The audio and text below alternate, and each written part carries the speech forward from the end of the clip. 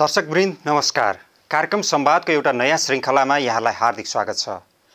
कार्यक्रम संवादमा आज हामी कुरा गर्नेछौँ एमसीसी र यसले उत्पन्न गरेका परिस्थितिका बारेमा। एमसीसी एउटा त्यस्तो परियोजना बन्यो जसले विश्वशक्ति राष्ट्र अमेरिका र चीनलाई नेपाल मामलामा आम्ने सामने बनायो। अमेरिकाले दिएको विशेष अनुदान एमसीसी संसदले पास गरेर कार्यान्वयनको चरणमा पुगेको छ।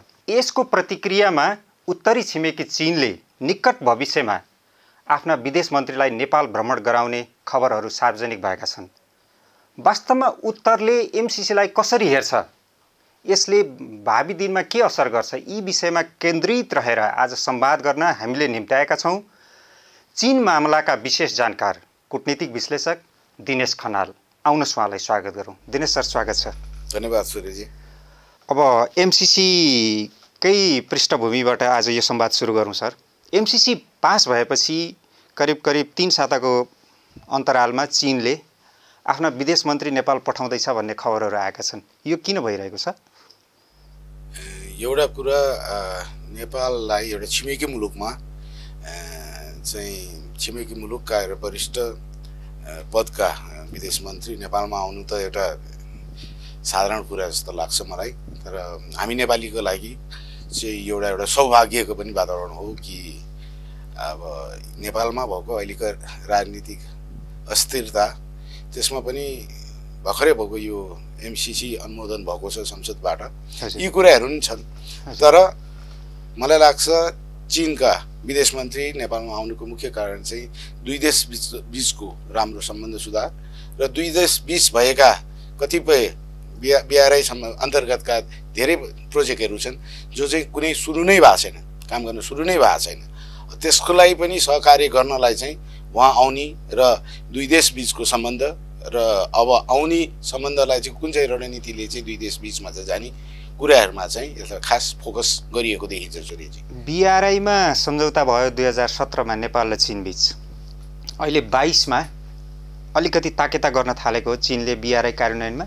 BRI को पनि त्यो पनि विषयमा पनि छलफल होला, किनभने BRI को अन्तर्गतका परियोजनाहरू कुनै पनि सुरु नभएको अवस्था तपाईँ हामीलाई सबैलाई अवगतै छ।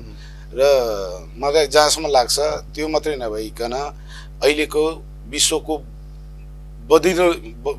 बदलिदो यो भू राजनीति र अहिलेकै कुरा गर्नुभन्दा रसिया र युक्रेनको वार र नेपालमा पास भएको यो एमसीसी र हामीले छिमेकीको कुरा चाहिँ कतिसम्म हामीले सुन्यौँ अथवा छिमेकीको मेसेज हामीले कतिसम्म लिएनौँ अर्को छ। र यसले भोलि उत्पन्न हुन सक्ने समस्या नेपालको बारेमा र त्यसको यदि समस्या आउँदैछ भने त्यो कुराहरू पनि नेपालको बारेमा छिमेकीको मुलुकको अनुसार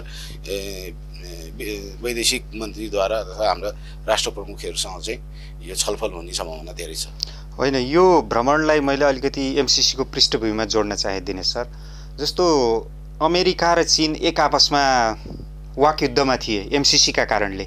एउटा धम्कीपूर्ण कूटनीति लाद्न खोज्दैछ अमेरिकाले भनेर चीनले प्रतिक्रिया दिएको थियो एमसीसी पास हुन अगाडि। एमसीसी त्यसका बावजुद नेपालले पास गरिसकेपछि लगत्तै जस्तो यो भ्रमण भइरहेछ, यसको अर्थ के हुन्छ? एउटा कुरा हामीले प्रष्ट रूपमा हाम्रा दर्शक श्रोताहरूलाई भनिदिनुपर्छ कि चीनले कहिले पनि नेपालको आन्तरिक मामिलामा कहिले पनि हस्तक्षेप गरेको छैन र उहाँहरूको गर्ने नीति पनि छैन। र चीनले कहिले पनि नेपाललाई चाहिँ एमसीसी पास नगर भनेर कहीँ पनि आधिकारिक रूपमा भनेको छैन। एउटै कुरा चीनले चाहिँ के गर्यो भने जब अमेरिकाका उपमन्त्रीहरूले हाम्रो सरकारका प्रमुखहरूलाई चाहिँ धम्कीपूर्ण टेलिफोनहरू आए, जुन चाहिँ हामीले पत्र पत्रिका न्युज मिडियामा हामीले जुन हेऱ्यौँ कि यो एमसीसी अनुमोदन नगरेदेखि तिमीहरूलाई नेपाल हेर्ने हामीले तरिका अथवा हाम्रो यो कूटनीति हामी चेन्ज गर्छौँ अथवा तिमीहरूले एमसीसी अनुमोदन नगरे तिमीहरूको छिमेकी राष्ट्रको कुरा सुनेर चाहिँ नगरेको हो भन्ने खाले एउटा धम्कीपूर्ण नै जब वार्ता अथवा टेलिफोनहरू आयो यहाँ, त्यसपछि त्यसको प्रतिकार चाहिँ चीनले गरेको।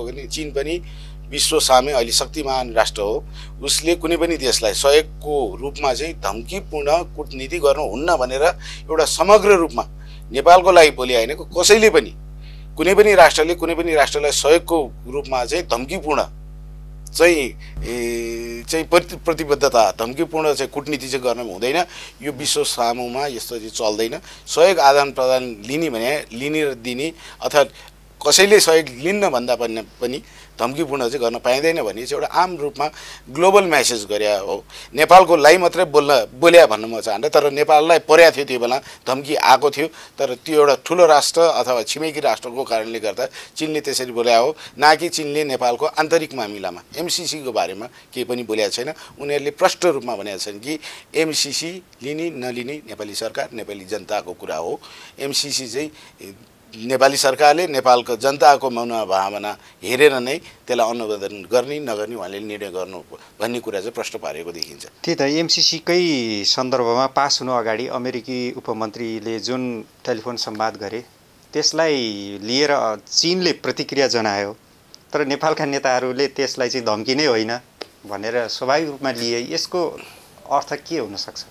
अब यसको अर्थ चाहिँ पक्का पनि अमेरिकाले नेपाललाई धम्की त दिएको हो, तर उनीहरूले चाहिँ कूटनीतिक मार्फत भोलिपल्टै विज्ञप्ति निकालेर हामीले कसैको पनि धम्की लिएर चाहिँ हामीले यो निर्णय गर्दैनौँ अथवा हाम्रो राष्ट्रको बारेमा अरू देश नबोलोस् भन्ने जुन परराष्ट्र मन्त्रालयबाट तुरुन्त विज्ञप्ति निकालियो हैन, त्यो चाहिँ अब म भन्न चाहन्छु यो चाहिँ कुनै प्रेसरकै कारणले चाहिँ उहाँले गर्नुभएको भन्ने चाहिँ त्यो प्रष्ट रूपमा देख्न सकिन्छ। आम नेपालीले नि बुझ्छन् यो पक्का पनि अमेरिकाको एउटा प्रेसर, एउटा अब कुन चाहिँ शब्द धम्की नहोला हैन, एउटा प्रेसरै भनौँ अथवा उहाँले जबरजस्त रूपमा चाहिँ सहयोग दिन खोज्नुभएको चाहिँ प्रष्ट रूपमा देखिन्छ र सहयोग आदान प्रदान पनि जबरजस्ती हुन्छ भनेर चिनिया विदेश मन्त्रालय फेरि अर्को सेकेन्ड पनि एउटा वक्तव्य आएको थियो। त्यसो जम्मा गरेर 3टा वक्तव्य आयो। त्यसपछि एमसीसी पास भइसकेपछिको अवस्थामा पनि एउटा वक्तव्य आएछ। सूर्यजी, फागुन 15 को काठमाडौँ सहरलाई नेपाललाई हेरौँ फर्केर सर, जताततै एमसीसीको भयङ्कर विरोध थियो। तपाईँ पनि एकजना अभियन्ताका रूपमा सडकमा धेरै देखिनुहुन्थ्यो। जनताको भावना सडकमा एमसीसी पास नगर भन्ने हुँदाहुँदै संसदले यसलाई पास गर्यो। तपाईँलाई कस्तो लाग्यो? अब म एउटा नेपाली नागरिक, नेपाल राष्ट्रको माया गर्ने नेपाली नागरिक भएको कारणले चाहिँ म पनि त्यसको विरोधमा थिएँ र म आफ्नो पर्सनल्ली पनि म विरोधमा म सडकमा गएको पनि हुँ। र मलाई के लाग्छ भनेदेखि यस्ता खाले राष्ट्रघाती सम्झौताले हाम्रो नेपाल र नेपालीको भविष्य आगामी दिनमा झन् अन्यलमा पार्छ। किनभने यो एउटा सम्झौता मात्रै, एउटा सन्धिको रूप थियो। किनभने यो कानुन नेपालको संविधानभन्दा माथि गरिने थियो। त्यसका लागि चाहिँ हामीले चाहिँ विरोध गरेका थियौँ। हामीले एमसीसी कुनै सहयोग आउँछ भने हामीले विरोध गरेका होइनौँ। हामी आम नेपालीले हामीले के भनेका छौँ भनेदेखि हाम्रो कानुनभित्र बसेर चाहिँ हामी कुनै पनि सहयोग लिन सक्छौँ कुनै देशबाट पनि, तर कानुनभन्दा माथि र जबरजस्ती सहयोग चाहिँ हामीले नलिन नि पाइन्छ नि। त्यो त एउटा हामी त एउटा स्वाधीन राष्ट्र हौँ, हामीले कोसँग सहयोग लिने नलिने भन्ने कुराहरू हुन्छ। अर्को कुरा, हामी असंलग्न परराष्ट्र नीति पञ्चशीलको आधारमा चल्ने देशले यसको पछाडि के छ भने त आम नेपालीले बुझिसकेको कुरा छ। किनभने विज्ञहरूले नेताहरूले प्रत्येक तपाईँको जस्तो यो टेलिभिजन सोमा यहाँ आएर पनि बोल्नु भएको छ धेरैजनाले, किनभने एमसीसी घातक छ, यसमा धेरै बुदाहरू चाहिँ नेपालको हितमा छैन। यो सम्झौता भन्दा नि सन्धि तरफ चाहिँ यसले इङ्गित गर्छ, यो कानुनभन्दा माथि बस्छ भने यहाँ मैले मात्र होइन, यो त विज्ञहरूले पढेर एक अक्षर पढेर चाहिँ गर्नुभएको छ। यो गर्दा गर्दै पनि उहाँहरूले यो गर्नु चाहिँ एउटा राष्ट्रघाती कदम हो भन्न म चाहन्छु। नेताहरूले, सरकारले, सत्ताले जनभावनाको स्वर किन सुन्दो रहन्छ मेरो जिज्ञासा। अब यो देश अहिले भन्नुपर्दा विदेशीको हस्तक्षेपमा, विदेशीको पेलाइमा, विदेशीको पैसामा र विदेशीको रिमोट कन्ट्रोलमा चलेको देखियो यो चाहिँ।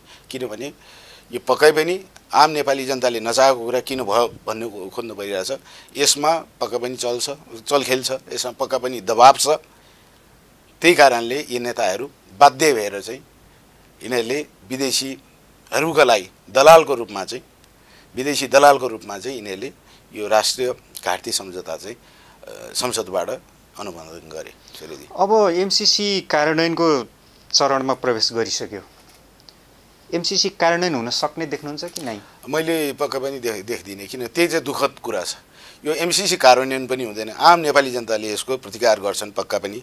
आउनुभन्दा र टेबल हुनुभन्दा अगाडि त यत्रो प्रतिकार भयो भने, प्रतिवाद भयो भने भोलि यो कार्यान्वयनको स्थिति आउँदा त यो देशमा चाहिँ हेर्नुहोस् आतङ्क नै मचिन्छ, त्यो पक्की हो। किनभने आम जनभावनाले त्यो वेलकम गरेका छन्, त्यो सहयोग लिनै चाहेको छैन भने एउटा सरकारका केही नेता केही व्यक्ति शक्तिमा बसेका व्यक्तिले हेर्ने मात्रै गरेर त यो हुने कुरा छैन। हेर्नुहोस् उहाँहरूले दातालाई खुसी पार्न त उहाँहरूले गर्नुभयो, तर नेपाली जनतालाई दुःख पुर्याएर गरेको काम चाहिँ यहाँ सफल हुन सक्दैन।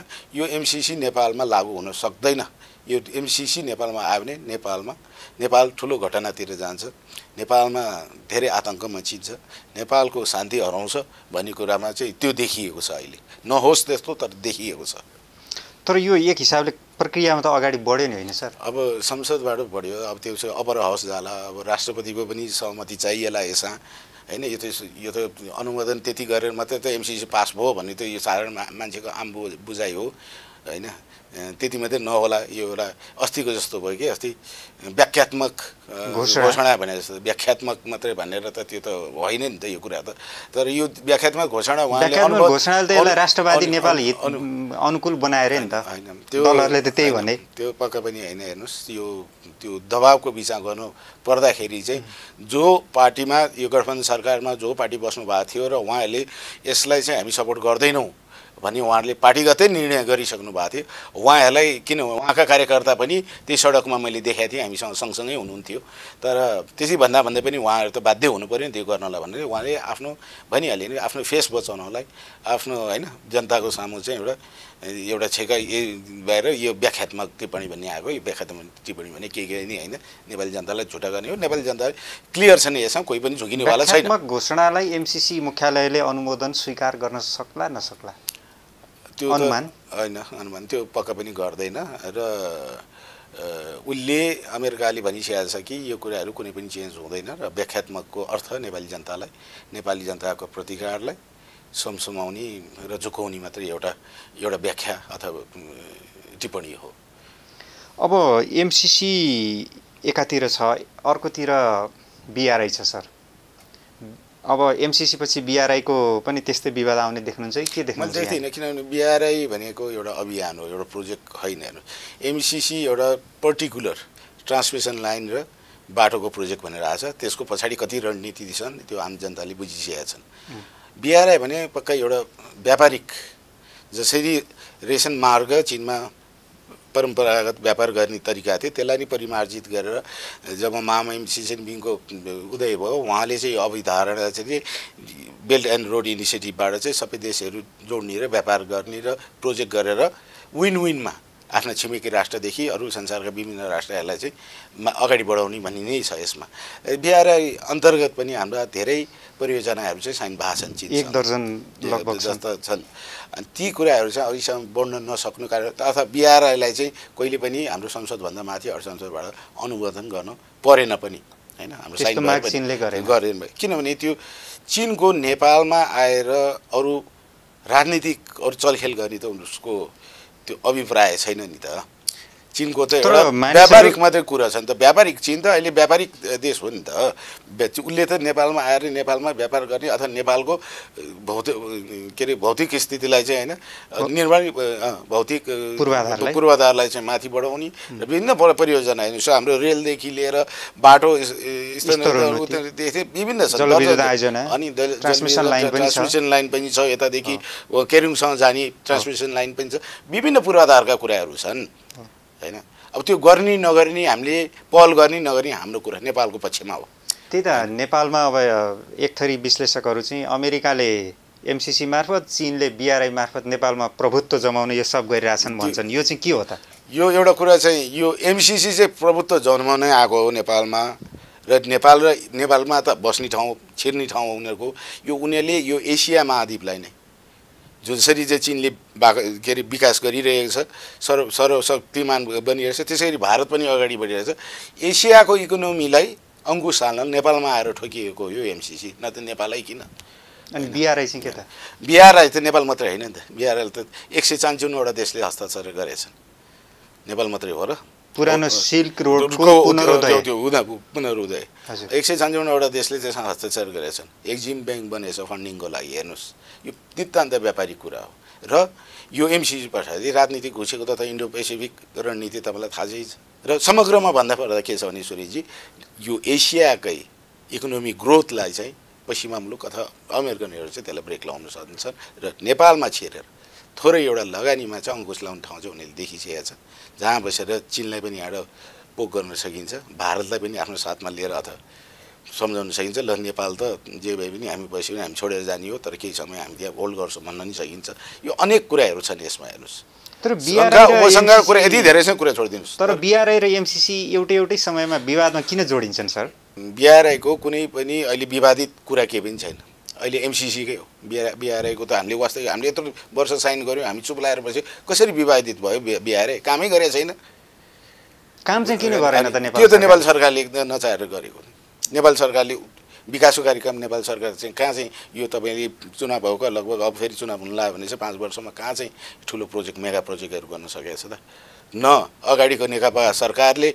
2/3 सरकारले गरेछ अब यो सरकारको कुरै नगरौँ यो गठबन्धन सरकार त काम चलाउ चुनाव गर्न आएर भनेको छ नि अब एमसीसी गर्न आएर सरकार रहेछ त्यो त प्रष्ट रूपमा देखियो नि आम जनताले त त्यही त यो एउटा गम्भीर प्रश्न होइन र सर 2/3 नेकपाको सरकार हुँदा पनि बिआरआई कार्यान्वयनमा एक फड्को पनि माथि गएन अगाडि बढेन किनभने कारण के हुनु यसको कारणमा एउटा कारण हाम्रो नेपालीहरू हामी काममा भन्दा गफमा मात्रै कुरा गर्छौँ ठुल्ठुलो भाषण गर्ने काम नगर्ने हैन त्यो उनी काम हो कामलाई समयमा पुरा नगर्ने त्यो हाम्रो बानी हाम्रो काम गर्ने कल्चरै छैन म एउटा कुरा चाहिँ तपाईँलाई सुरेजी म भनिदिन्छु म चीनमा मेरो अलि के भने 25-26 वर्षको मेरो अनुभवमा कुनै पनि काम सुरु गरेपछि काम अन्त्य नहुन्जेलसम्म छोड्नुहुन्न रोक्नुहुन्न भन्ने कुराहरू चाहिँ मैले देखाएको छु पनि आफू पनि इन्भल्भ भएको छु त्यस्तो कामहरूमा अब यहाँ त कुनै पनि परियोजना गरिन्छ हैन मेलम्ची देख्नु भएको छ तपाईहरुले हैन हामीले देखिरहेछौँ मेलम्चीकै कुरा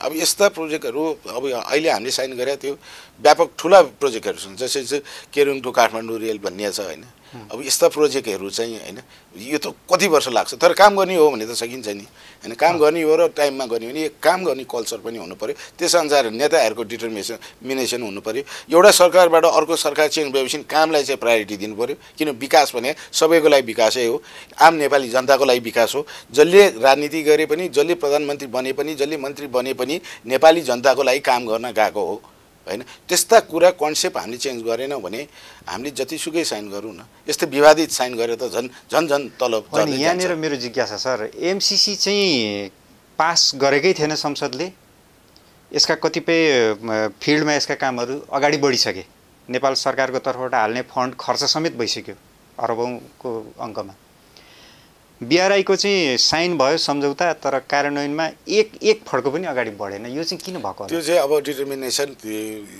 नेगोसिएसन पनि हो बिआरआई को प्रोजेक्ट चाहिँ कसले फन्डिङ गर्ने नेपाल सरकारले त्यसमा पैसा हाल्ने हैन के ऋणमा लिने हो कि त्यो कुराहरू चाहिँ क्लियर हुन नसकेको अवस्था हो हेर्नुस् हैन यो कुराहरू चाहिँ क्लियर नभए त्यसको लागि त अब टोली बिआरआई को लागि भने एउटा टोली नै गठन गर्नुपर्ने अथवा एउटा विभागै राख्नुपर्ने नेपाल सरकारले पनि त्यो गरेकै छैन देखिँदैन एउटा साइन गरे आयो बस्यो त्यति मात्रै छ हाम्रो विकास त हामीलाई चाहियो नि नेपालको लागि चाइनाको लागि चाइनाले त ल यो अभियान जोड तिमीलाई पनि फाइदा हुन्छ तिमीहरूको पनि इन्फ्रास्ट्रक्चर राम्रो हुन्छ यो अभियान जोड्यो भनेर हामीले जोडिए मात्रै हो जोडिँदैमा चाहिँ काम नगरिकन त कोही समृद्धि हुँदैन त्यही त सर अब 2/3 को सरकार भनेको त्यहाँभन्दा शक्तिशाली त सरकार बन्ने सम्भावनै थिएन 2/3 को सरकारले 3 वर्ष शासन गर्दा पनि बिआरआईलाई एक इन्च पनि अगाडि नबढाउनु यो रहस्य के हो यो रहस्य त मैले अरू देख्दिनँ नेपालमा कुनै पनि प्रोजेक्ट मैले अब यहाँको नेपालको काम गरे परिपाटी हेर्दाखेरि एउटा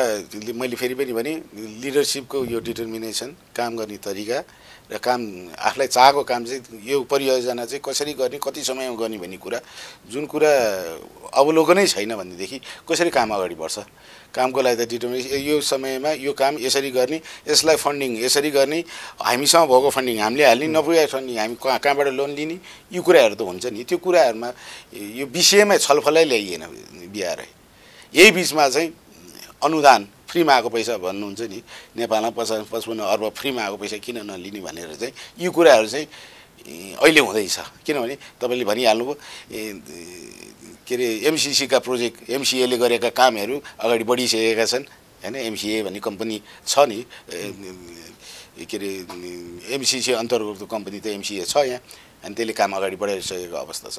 तर बिआरआई किन नेपालमा बिआरआईको प्रोजेक्ट गर्न सकेन भने एउटै कुरा म भन्छु, हाम्रो नेतृत्व लेभलले हैन देश र समृद्धिको लागि चाहिँ काम गर्न नसके। यत्रो दर्जनौं पूर्वाधार भौतिक पूर्वाधार निर्माण हुने प्रोजेक्टहरू छन् जसले नेपाललाई आगामी 4-5 वर्षमा चाहिँ राम्रो, यही सरकारले पनि यही नेकपा सरकार कन्टिन्यू भयो भने 5 वर्षमा ठुलो चेन्ज देखिन्छ नेपालमा भौतिक पूर्वाधार विकास सम्बन्धीमा।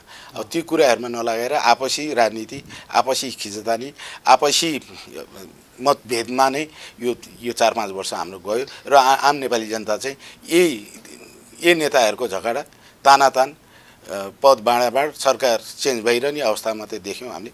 विकासको बाटो हामीले कहिले पनि देख्न सकेनौँ। एमसिसी चाहिँ अनुदान, अब यो बिआरआईले चाहिँ नेपाललाई आम नेपालीले पनि बोक्न नसक्ने ऋणको भारी बोकाउँछ भन्ने आलोचनालाई कसरी जबरजस्ती गरेछ? तपाईँलाई लोन धेरै भयो भने किन उहाँसँग लिनुहुन्छ? तपाईँले त्यो प्रोजेक्ट गर्न तपाईँले एडिबीबाट लिनुहोस्, वर्ल्ड ब्याङ्कबाट लिनुहोस्, एक्जिम ब्याङ्कबाट, चाइनाको एक्जिम ब्याङ्कबाट चाहिँ तपाईँलाई लोन मग्यो भने त्यही ब्याङ्क चाहिँ तपाईँलाई किन लिनु पर्यो फन्डिङ गर्नलाई? यसको तुक छैन। यसको तुक छैन। तपाईँले त्यो उसले जबरजस्ती गरेछ, तपाईँले हामीबाटै पैसा लिनुपर्छ, महँगो उमा नेगोसिएसनमा जानुहोस्, हामी यति भयो भने मात्रै गर्नु सक्छ, यति त तिर्न सक्दैनौँ। त्यो त छन् नि, त विज्ञ छन्, व्यापारी छन्, अर्थविद छन् हैन, अर्थ मन्त्रालय त्यत्रो सचिवहरू छन्, उहाँले डिल गर्न सक्नुहुन्न र? ज्ञाता विज्ञाता सबै व्यक्तिहरू छन् हैन, तीले गएर डिल गर्न सक्नु पर्यो नि त। हामीले कोसँग पैसा लिने, अरूले चाहिँ हामीलाई एडिबीले चाहिँ यदि सस्तोमा दिइरहेछ भने तपाईँहरूले चाहिँ किन महँगो गर्ने? त्यो त भन्न सकिएला नि। त्यो त नेगोसिएसनको पार्ट हो, त्यो त बिजनेसको पार्ट हो नि। यहाँ त व्यक्तिले मात्रै होइन, यस्तो कुरा राष्ट्रियको रूपमा, राष्ट्रिय कन्ट्री टु कन्ट्री यस्तो खाले प्रोजेक्टहरूमा कुरा गर्दाखेरि डिलिङ हुन्छ। हेर्नुहोस्, डिलिङ भन्नाले आफूलाई कुरा गरिन्छ, एउटा जति हो उसले त्यति हो भनेर चाहिँ मान्ने होइन। हामी एउटा सामान किन्न जाँदा यो पैसा यतिमा दिन्छौँ भनेर भन्छौँ भनेदेखि बार्गेनिङ गर्नु पर्यो, बार्गेनिङ हुनुपर्छ। त यसो त हुनुपर्छ। यदि उसको परियोजना अन्तर्गतको प्रोजेक्ट गर्ने हो भने त उसले पनि हामीलाई सुलभ ऋण दिनु पर्यो नि त हैन, टाइम धेरै दिनु पर्यो नि त। त्यो त बार्गेनिङको पोइन्ट हुन्छ हैन। त्यसलाई राजनीतिकरण भनिँदैन। हेर्नुहोस्, त्यसलाई राजनीतिकरण जुन कुरा अहिले एमसिसी अन्तर्गत गरेछ यो चाहिँ नितान्त राजनीतिकरण भयो। त्यही पनि नेपालमा चाहिँ हेर्नुहोस्, यत्रो वर्षौँदेखि 2 वर्ष 3 वर्षदेखि हामी त विरोधमै थियौँ। हेर्नुहोस्, गर्दा गर्दै पनि नेपाली आम जनताको भावना नबुझेर हैन नेपाललाई चाहिँ भोलि चाहिँ यो नेपाललाई अफगानिस्तान अथवा युक्रेन बनाउने चाहिँ एउटा स्थिति चाहिँ पैदा भइसकेको छ। सूर्यजी, दिनेश सर, हामी यो संवादलाई जारी राख्छौँ एकैछिनको विश्रामपछि। हामी कार्यक्रम संवादमा छौँ अनि कार्यक्रम संवादका आजका अतिथि हुनुहुन्छ चीन मामलाका जानकार दिनेश खनाल। संवाद जारी रहनेछ एकैछिनको विश्रामपछि।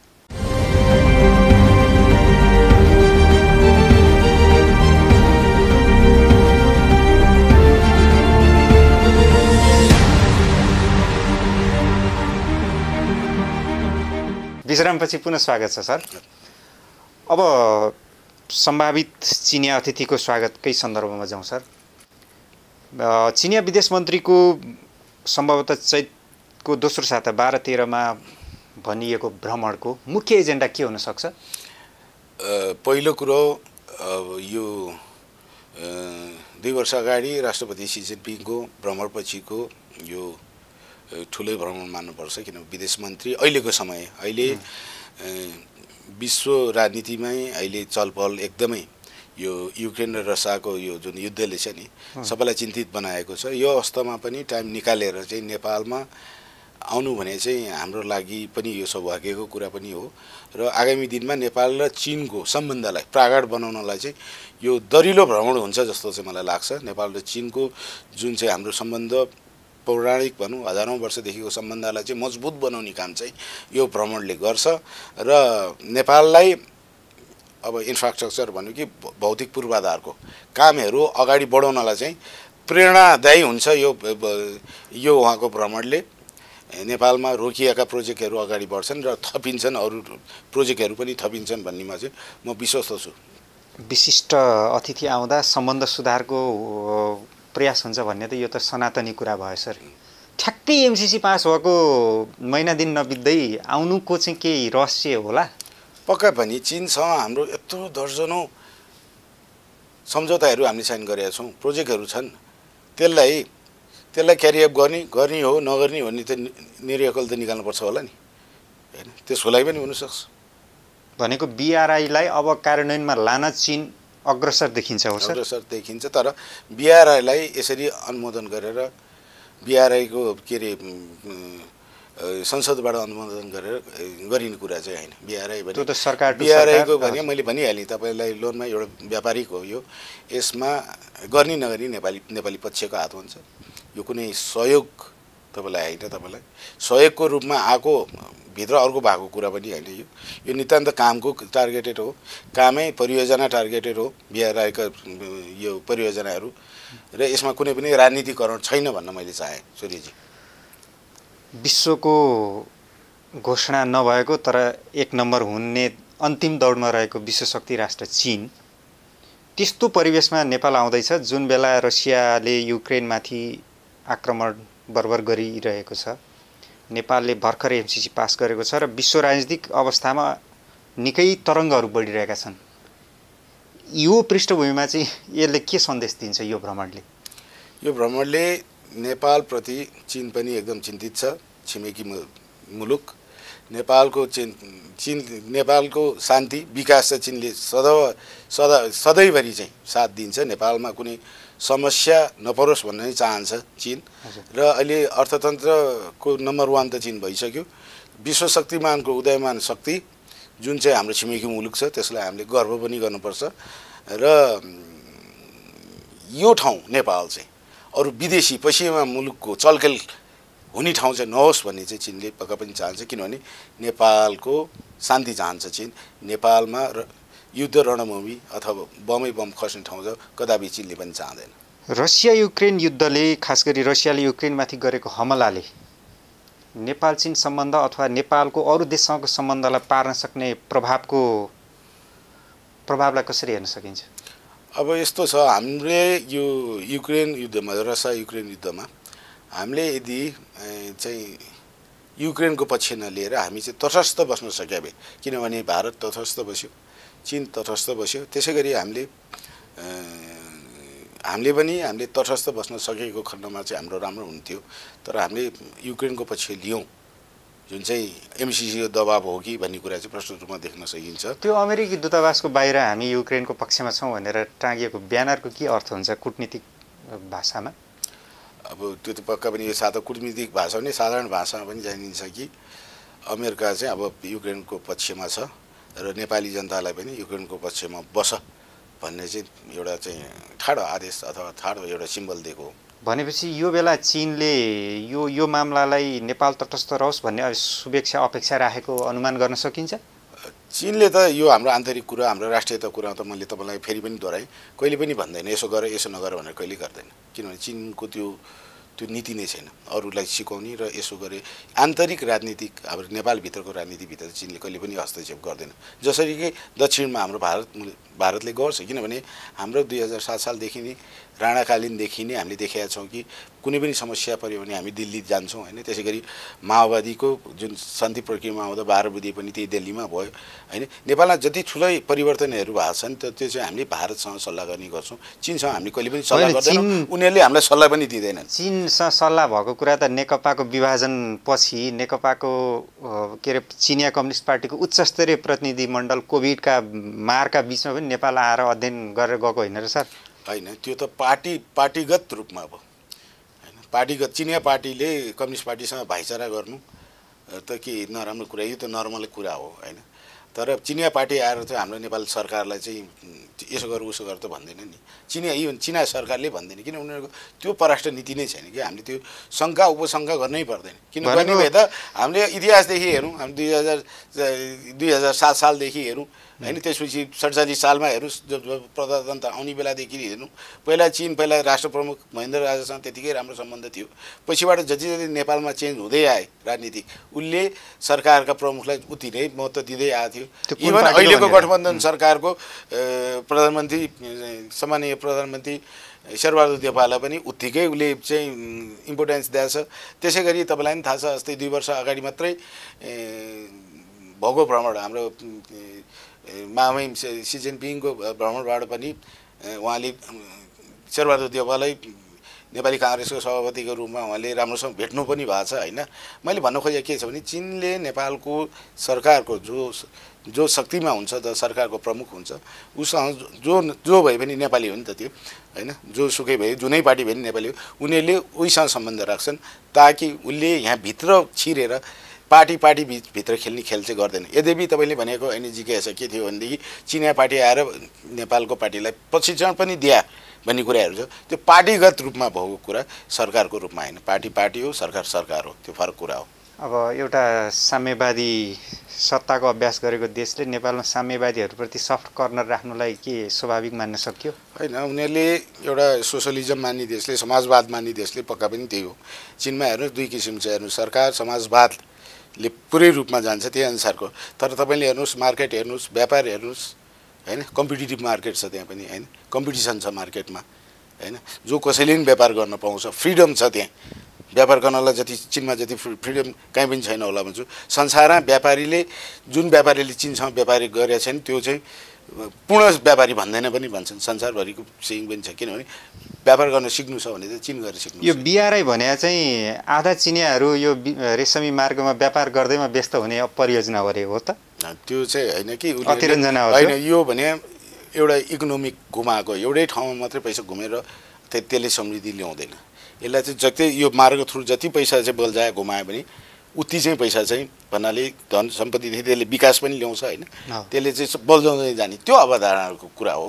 त्यो बेला त रेशम मार्गमा त चीनमा त व्यापारीहरू युरोपबाट होइन, अफ्रिकाबाट, विभिन्न कन्टिनेन्टबाट त सिल्क किन्न आउँथ्यो नि चाइनामा, त्यही भएर त सिल्क रोड भयो त। सिल्कको राम्रो उत्पादन हुन्थ्यो, सिल्कको कपडा त्यो बेला एकदम हुन्थ्यो, रोमदेखि मान्छेहरू आउँछन् होइन, मार्गो पोलो त्यही सिल्कको व्यापारको लागि चाहिँ चीन पुगेका थिए भन्नाले यी कुराहरूले चाहिँ के गर्छ भनेदेखि अहिलेको लागि चाहिँ अहिले त नितान्त अहिले डिजिटल इकोनोमी भइसकेको अवस्थामा चाहिँ यसलाई चाहिँ बल्झाउने हो। पैसा धन भने एउटा ठाउँमा राखेर मात्रै चाहिँ त्यसले समृद्धि ल्याउँदैन कि त्यो चाहिँ बाँड्नुपर्छ, त्यो चाहिँ छर्नुपर्छ भन्ने चाहिँ एउटा अवधारणाको रूपले चाहिँ यो आएको हो। तर छर्ने बाँड्ने कसरी हुन्छ भने काम गरेर हुन्छ, परियोजनाहरू गरेर हुन्छ होइन, राम्रो कुराहरूमा लगानी गरेर परियोजना गरेर विकसित रूपमा राम्रो बाटोघाटो बनाएर रेल जोडेर होइन, विभिन्न जलविद्युतदेखि ट्रान्समिसन लाइनहरू गरेर विभिन्न कुराहरूमा चाहिँ गर्दै घुम्दै जाँदाखेरि चाहिँ त्यसले समृद्धि पनि ल्यायो र लगानीकर्तालाई उसलाई फाइदा पनि ल्यायो। सी जिनपिङले नै यो सिल्क रोडको अवधारणालाई पुनः बिउजाउनुको कारण के देख्नुहुन्छ तपाईँले? मैले यो विश्व अर्थनीतिमा उहाँहरूले चाहिँ समृद्धिको बाटो, विन विनको बाटो भन्छु म, विन विनको बाटो उहाँले रोज्नुभयो, जुनले चाहिँ अहिले आजको दिनमा चाहिँ चीनलाई पनि अहिले अर्थतन्त्रमा नम्बर 1 हुन त्यसले पनि धेरै सहयोग गरेको छ र आगामी दिनमा झन् बलियो बनाउँदै लान्छ भन्ने म विश्वस्त छु। अब यो बिआरआई अन्तर्गत हामी सम्झौता गरेको तर कार्यान्वयनमा नगएको अवस्थामा नेपालले यसबाट लाभ लिन सक्ने सम्भावना कति देख्नुहुन्छ? धेरै छ, नेपालले धेरै लाभ लिन सक्छ। किनभने परियोजना गर्ने संसारभरिमा ठुला परियोजना गर्न सक्नेमा चिनियाहरू माहिर छन्। हेर्नुहोस्, ठुला परियोजना गर्न सक्ने चिनियाहरू माहिर छन्। हाम्रो त देश कत्रो नै छ र कति नै हो, तर हो हाम्रो भौगोलिक स्थिति हिमाल र पहाडकोले भौगोलिक स्थिति अलिक गाह्रो छ। तर देख्नु भएको छ त्यसमा अलिकति कस्ट चाहिँ कस्टली हुन्छ, किनभने टनेलदेखि लिएर त्यो हाई ब्रिजहरू टल ब्रिजहरू गर्नुपर्नेदेखि बाटोघाटोको लागि मैले भन्दैछु। त्यसरी त्यस्तै ठाउँमा चाहिँ रेल ल्याउनेदेखि लिएर होइन ठुलो परियोजनाहरू गर्नलाई चाहिँ त्यसमा पक्का पनि धेरै धनराशिको खाँचो हुन्छ। तर क्यापेबल चिनियाहरू छन्, उनीहरूसँग हामीले काम गर्दाखेरि हामीले काम गर्ने मौका पनि धेरै सिक्छौँ। मैले भने नि हाम्रो वर्क ह्याबिट पनि राम्रो हुन्छ, हामीले काम गर्न चाहिँ उनीहरू चाहिँ कति मेहनती छौँ भनेर, कमिला जस्तो मेहनती छन् चिनियाहरू भन्ने चाहिँ पहिला परम्परागत भनाइ नै हो, काम गरिरहने होइन, काम होइन सबभन्दा पहिला कुरा नि जिन्दगीमा हेर्ने कामलाई प्रायोरिटी दिने। उहाँहरूको त हेर्नु सुप्रिम पावर नेताले पनि काम गर्छन्, एउटा साधारण एउटा नागरिकले पनि उतिकै काम गर्छ। काम भने काम हो, त्यो खालेको कामको डेभलप कल्चर उनीहरूले गरेका छन्, जुन कुराले चाहिँ आज चीनलाई चाहिँ भौतिक रूपमा नि त्यत्रो समृद्धि बनाएका छन् होइन। देशैभरि चाहिँ त्यत्रा ठुला बाटोहरू सञ्चालेर जोडिसक्नु भएको छ, त्यसै गरी फास्ट ट्रेनहरू जोडिसक्नु भएको छ। त्यति मात्रै नभएर उहाँहरू त स्पेसमा समेत अन्तरिक्षमा पुगिसक्नु भएको छ। त्यसै गरी उहाँहरूले जनताको जीवन स्तर बढाउनु भएको छ, कृषि अहिलेको मोडर्न कृषि गर्नुभएको छ, आफ्नो जनसङ्ख्यालाई खुवाएर पनि 1 अरब 40 करोडलाई खुवाएर पनि विदेशमा पनि उहाँ खुवाउँदै हुनुहुन्छ होइन। हामीलाई पनि यहाँ खुवाइरहनु भएको छ, स्याउ खाइरहनु भएको छ होइन, लसुन प्याजदेखि सबै खुवाइ नै रहनु भएको छ, उहाँहरूले रोपेर पठाइरहनु भएको छ। यहाँ त्यो नाकाबन्दीमा गुण पनि लाउनु भएको छ चिनियाहरूले। धेरै कुरा तर नेपालमा यो चीनले चाहिँ रेलको सपना अथवा अन्य विकासका पूर्वाधारका सपना देखाएर भुल्याउन मात्रै खोजेको हो भनेर नि आलोचना त हुन्छ। किन हुन्छ यस्तो आलोचना? सम्भावना त रहेछ नि त। यहाँ सिगाचेसम्म रेल आइसक्यो हेर्नुहोस्। अब केरुङमा आउँछ, यो कोभिडले गर्दा ढिला हो, केरुङसँग आउँछ। केरुङ त हाम्रो नाकाबाट कति नै टाढा छ। कसैले सोचेको थियो लासा जस्तो ठाउँमा रेलवे ट्र्याक ट्रेन पुग्छ भने कसैले संसारमा सोचेको थियो अहिले संसारभरिमा सबभन्दा अग्लो ठाउँको रेल कहाँ कुद्छ भने लासामा कुद्छ। त्यो असम्भवलाई त सम्भव बनायो नि, त्यो त मान्नुहुन्छ नि होइन। त्यहाँदेखि हामी तल हुँदै चाहिँ हाम्रो उमा चाहिँ किन आउने यो सम्भव छ होला, यो कस्टली होला होइन। यसको धनराशिको कुराहरू अर्को पाटो हो, तर असम्भव भौगोलिक विकटताले असर गर्ला। त्यो त भयो भने लासामा त पुग्यो भने हाम्रो नेपालमा नआउने भन्ने त कुरै छैन, पक्का पनि आउँछ। त्यसको लागि मैले भने दृढ सङ्कल्प, दूरदृष्टि र लागि पर्नुपर्छ। यस्तो खाले प्रोजेक्ट, मेगा प्रोजेक्टहरू सिद्धाउनलाई गफ गरेर मात्रै हुन्न, काम गर्नै पर्छ। त्यो लेभलको सत्ता सरकार प्रधानमन्त्री हामीले पाउला त? हामीले बनाउनुपर्छ, नपाए आगामी दिनमा अब चुनाव आउँदैछ, हामीले सही व्यक्ति, काम गर्न सक्ने मान्छे, विज्ञ मान्छे, दुःख गरेर आएका मान्छेहरूलाई चाहिँ हामीले त्यस्तो ठाउँमा हामीले भोट गर्नु पऱ्यो उनीहरूलाई होइन। त्यो त नेपाली जनताको हातको कुरा हो नि। उहाँहरू नेता भन्दैमा आफै नेता त भने होइन, हामीले त गएर भोट हाल्छौँ नि ढङ्गमा। भोट नहाल्दै त्यो बातेर सही मान्छेलाई भोट हाल्दै भने त सही लिडर त आइहाल्छ नि। सही लिडर आएपछि उसले सही काम किन गर्दैन? नेपालीहरू चाहिँ देश विदेशमा गएर त्यत्रो काम गर्न सक्ने युवा पिँढी गएर छ होइन। कतार उहाँ रङ्गशाला, वर्ल्ड कप खेल्ने रङ्गशाला बनाउन सक्ने होइन।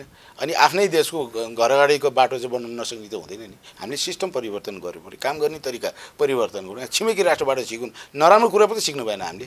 राम्रो कुरा सिक्दैमा के हाम्रो खराबी हुन्छ र? नराम्रो कुरा सिक्नु भएन अरूबाट। हामीले काम गर्ने तरिका, राम्रो तरिका, समयमा काम सिद्धाउने, परियोजना सिद्धाउने काम सिक्दाखेरि हामीलाई के चाहिँ नराम्रो पर्छ? हाम्रो देश त समृद्धिमै जाने, हामी पनि धनी हुन चाहन्छौँ, हामी पनि समृद्धि, हामी पनि राम्रो बाटोमा हिँड्न चाहन्छौँ, हामी पनि रेल चढ्न चाहन्छौँ, हामी पनि टनेलभित्रका बाटोबाट छोटो दूरीमा चाहिँ जान सक्छौँ। अहिले हामी यहाँ काठमाडौँबाट पोखरा जान 6 घन्टा 7 घन्टा लाग्छ हेर्नुहोस्। 200 किलोमिटरको एउटा ठाउँ त त्यस्तो छ, 2 घन्टा नै लाग्दैन विदेशमा जाने बेला 100 को स्पिडमा। ती बाटोहरू हामीले गर्न सक्छौँ? खोइ त हाम्रो चाहना चाहियो। हामी देख्छौँ, हेर्छौँ, विदेश बस्छौँ, तर यहाँ आएपछि हामी नेपाली यस्तै हो भन्छु, के पनि गर्दैनौँ। त्यस्तोलाई ह्यान्डल गर्ने होइन। अहिले त नेपालीहरू पनि धेरै विदेश गएका छन्, धेरैले देखाएछन् होइन। त्यो कुरा चाहिँ गर्ने चाहिँ सरकारले चाहिँ एउटा म्यानेजमेन्ट सिस्टम बनाइदिनु पऱ्यो। यहाँ आएर काम गर्न सक्ने वातावरण बनाइदिनु पऱ्यो उहाँहरूलाई। त्यो अनुसारको फेसिलिटी दिनु पऱ्यो, त्यो अनुसारको उनीहरूको स्यालेरी, वेजेस भन्छ नि, तलब सुविधाहरू पनि गर्नलाई राज्यले श्रम अनुसारको सुविधा दिनु पऱ्यो। यहाँ त गरिबलाई अथवा सानो काम गर्नेलाई, म त गरिब भन्दिनँ, जसले दुःख गर्छ उसले कम पैसा पाउने छ, जो ढल सफा गर्छ उसलाई चाहिँ हेप्ने पनि, उसलाई पैसा पनि थोरै दिने होइन। जसले सानो इँटा बोक्छ उसलाई पैसा पनि थोरै, हेप्ने पनि। ठेकेदार जो काम गर्दैन उसले पैसा पनि धेरै खाने होइन, उसले इज्जत पनि नमस्कार खाने सबैले, त्यो त भएन नि। हामीले श्रमको इज्जत गर्न जान्नु पऱ्यो, श्रमिकलाई हामीले सहयोग गर्न जानु पऱ्यो। देख्नुहोस् चीन आजको दिनमा यति विश्वशक्ति हुनु, यत्रो समृद्धि आउनुको कारण उनीहरूले कामको भ्यालु होइन, कामको भ्यालु पनि बुझिएछ। अनि राइट वर्क राइट पे गर्न पनि जानेको छन्। कहिले के काम गरे दुःखको कामलाई पे मोर। यो बिआरआईकै सन्दर्भमा नि सर, नेपालले लिन हतार गर्नुपर्नेमा चीनले दिन हतार गरिरहेछ, यो सकारात्मक हो कि रहस्यपूर्ण हो? यो बिआरआई प्रोजेक्ट त हामीले गर्ने नगर्ने मैले भनिरहेको छु तपाईँलाई। हामीले गर्ने नगर्ने यी प्रोजेक्ट हामीले दर्जनौ हामी साइन गरेछ नि। यो गर्ने नगर्ने, कसरी गर्ने, फन्डिङ के गर्ने भन्ने त हाम्रो कुरा हो होइन। उसले सिधैमा त बिआरआई प्रोजेक्टमा कुनै पनि हाम्रो त बाटो बनाउनेवाला त छैन, त्यहाँ सिधैमा त गर्दैन होइन। गरेछ चीनले हामीलाई धेरै कुरा, तर यत्र मेगा प्रोजेक्टहरूमा उसले के आधारमा चाहिँ तपाईँ चाहिँ गएर एमसिसी साइन गर्ने अनि तपाईँले चाहिँ सिधैमा तपाईँको बाटो रेल काठमाडौँ ल्याइदियो भनेर चाहिँ सोध्नु त हामी पनि गलत हुनुला नि त होइन। अनि यो नेपाल सरकारले चाहिँ यो लिन बिआरआईलाई कार्यान्वयनमा लान, अब जस्तो रेलकै कुरा गर्ने, सिगासेसम्म आइपुगेको रेललाई काठमाडौँ तलसम्म झार्न किन यो नेपाल सरकार अग्रसर नभयो? अब आगामी दिनमा नेपाली जनताले सही नेतृत्व चुन्छन्, सही सरकार बन्छ, त्यस्ता खाले एउटा देशै बनाउन लागेको होइन, भ्रष्टाचार रहित काम, मोटिभेसन गर्ने, गफ भन्दा पनि काम, र काम गर्नलाई आफ्नो सिस्टमलाई तदारुक राखेर कर्मचारीदेखि लिएर विभिन्न हाम्रो राष्ट्रका अरू अङ्गहरूलाई पनि सुदृढ गरेर अपडेट गरेर गर्दाखेरि नेपाल विकास गर्न सकिन्छ। हेर्नु म चाहिँ एकदम आशावादी छु सूर्य सर। म एकदम आशावादी किन छु भने नेपालमा धेरै कुरा छ, हामीलाई नेचुरली यस्तो कुराहरू दिएछन् कि नेपाल त्यतै आफै पनि धनी राष्ट्र हो यो हामीले त सानैदेखि पढाउँदा हामी पोर कन्ट्री, हामी स्मल कन्ट्री भनेर यो सानो मानवभावना भएका मान्छेहरू चाहिँ आज त्यो लेभलमा पुगेर चाहिँ यो देश विकास हुन नसकेको हो। हेर्नुहोस्, हामी गरिबी हुँदै होइन, हामीसँग अथाह पानीको भण्डार छ, त्यो पनि नेचुरल्ली हामीलाई चाहिँ हिमालयहरू चाहिँ फ्रोजन गरेर राख्दैछ। हेर्नुहोस् होइन, हिमनदीहरू बगेर त्यो पानी आफै बग्दै आएछ, पानीको कति युटिलाइज गर्न सकिन्छ। यत्र हिम श्रृङ्खला छन् हाम्रो, यत्र डाँडापाखा हाम्रो खनिजहरू यतिकै छन्, अहिले एउटा पनि हामीले खनिज चाहिँ उत्खनन गर्न सकेका छैनौँ। हामीले वातावरण नबिगारिकन, वातावरण त बिगार्नु हुन्न खनिज खन्दैमा, तर देशको लागि नै आवश्यकता नि खनिजहरूलाई पनि हामीले प्रशोधन गरेर अन्तर्राष्ट्रिय बजार त्यो लेभलको एउटा शासक देशले खोजिरहेको छ। होइन, सबैले चाहिँ खोजे, सबैलाई थाहा पनि छ यो किनभने सिस्टम र यो जब भ्रम पार्ने नेताहरूको कुराले चाहिँ काम गर्न सकिरहेको छैन। होइन, यो भने ए भने ए, बी भने बी, क भने क, ख भने ख, होइन, ठिक भने ठिक, बेठिक भने बेठिक भन्न सक्ने मान्छे चाहियो। आज चाहिँ यो पनि हो यो पनि होइन भन्ने त्यस्ता व्यक्तिहरूबाट चाहिँ हामीले हाम्रो यो समाज, हाम्रो राष्ट्र चाहिँ बन्छ भन्ने चाहिँ म आशावादी। लामो समय चीन बस्नुभएको, चीनका धेरै आरोह अवरोह यहाँले देख्नु भएको छ, भोग्नु भएको छ। नेपालमा कतिपय चिनिया कम्पनीहरूले ठुला प्रोजेक्टहरू लिएको अनि पैसा चाहिँ लिएको तर काम नगरेको उदाहरणहरू पनि देखिया छन्। यसमा तपाईँको टिप्पणी के छ? यस्तो हुन्छ, हेर्नुहोस्, उनीहरूको देशमा सरकारले भौतिक पूर्वाधार, यी रिङ रोडकै कुराहरू काठमाडौँको होइन, त्यो साङ्घाई कन्स्ट्रक्सनले लिएको त्यो रिङ रोड जुन चाहिँ अधि रिङ रोड, त्यही रिङ रोड यताबाट कोटेश्वरको रिङ रोड बनाउन धेरै समय लाग्यो, कलङ्कीसम्म। अब कलङ्कीबाट सुरु किन गरेन, अहिले उनीहरूले सुरु नै किन गरेन भने तपाईँलाई त्यहाँ सैमुमा आएपछि त्यहाँ कति मुआवजा बाँडेको छैन भन्ने कुराहरू छ होइन, कति घर बनाउनु, घर भत्काउनु पर्ने छ। अब चिनिया कम्पनी गएर त नेपालीको घर भत्कायो भने त यहाँ त दुईवटा देशको सम्बन्ध बिग्रिन्छ। यहाँ उसले त गर्ने कुरा नि भएन, नेपालीको घर भत्काउनु जाने हो, त्यो त नेपाल सरकारले व्यवस्थापन गर्नुपर्ने होइन। मोजा तिरेर घर भत्काउने काम त नेपाली सरकारको हो नि त।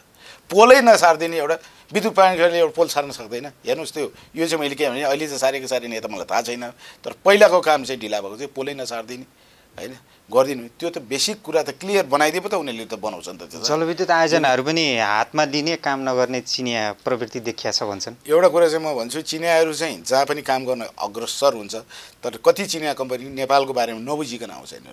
उनीहरूले के सोच्छन्, उनीहरूको देशको जस्तो सिस्टमले चल्छ भन्ने, नेपाल त सिस्टमले चल्ने होइन, चिनजानकोले चल्ने, पैसाले चल्ने, धाक धम्कीले चल्ने, डनसिपले चल्ने, नेताको फोनले चल्ने देश हो नि त यो देश त सिस्टमले चल्ने देश भइदियो। त्यो अस्पताल जानु भने बेला डक्टर चिनिया छैन भनिदिनु नि त्यो डक्टरलाई भनेर भन्नुपर्छ। तपाईँ एउटा सरकारी अफिस जाँदाखेरि त्यहाँ हाकिम चिनिया छ भनिदिनु मेरो काम हुन्छ भनेर भन्नुपर्छ। सिस्टमले काम गर्ने भए तपाईँको एउटा पासपोर्ट बनाउन त्यो गर्नलाई तपाईँले 2 पैसा तपाईँले घुस खुवाउनुपर्छ। तपाईँ वैदेशिक रोजगार जाँदै हुनुहुन्छ त्यहाँ तपाईँले पैसा खुवाउनुपर्छ।